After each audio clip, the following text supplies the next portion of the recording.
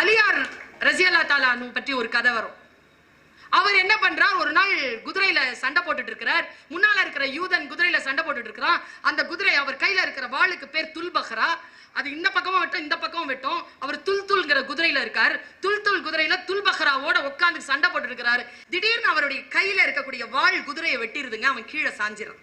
இவரும் குதிரையை விட்டுட்டு கீழே இறங்குறார். மரபு, போர் மரபு.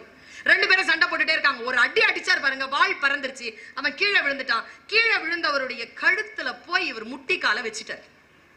கை ஓங்குதுங்க. ஏன் அலியார் வீரனாக போற்றப்படுகிறார் என்பதற்கான வரலாறை சொல்கிறேன். அப்படி வெட்டும் போது எடுத்துட்டு நடக்கிறார். வெட்டல போற கீழே அந்த யூதன் கேட்கிறான், ஏய் உன் பிச்சை எனக்கு தேவை கிடையாது, மரியாதையா கொண்டுட்டு போ. என்னை உயிரோட விட்டா நுண்ண நான் சாவடிச்சிருவேன், என்னை கொண்டுட்டு போன்னு நம்ம ஊர்ல இருக்கக்கூடிய சினிமால இருக்கிற மாஃபியா கும்பல் மாதிரி கத்துறான். அவன் கத்துன உடனே அவர் சொல்ற, ஏ இன்னைக்கு வேணா, நீ நாளைக்கு வா, நாளைக்கு உன் கூட சண்டை போட்டுக்கிறேன், நாளைக்கு வாங்குற.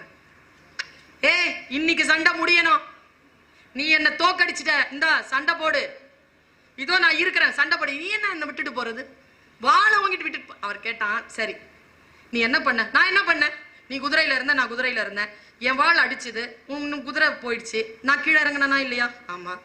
நீயும் நானும் வாள் சண்டை போடுது, வாள் பறந்துருச்சு, நான் உன்னை கீழே தள்ளிட்டேன். வாழை கழுத்துல இறக்கும் போது நீ என்னடா பண்ண?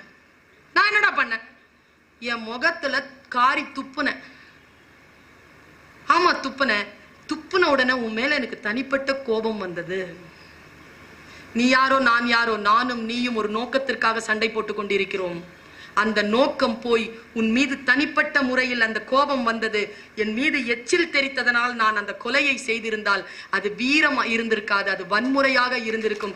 அதனால் நான் உன்னை விட்டு விலகினேன் என்று சொன்னார். நோக்கம்தான் போருக்கு முக்கியம். இதை நம்ம சொல்லிக் கொடுக்கணுமா இல்லையா?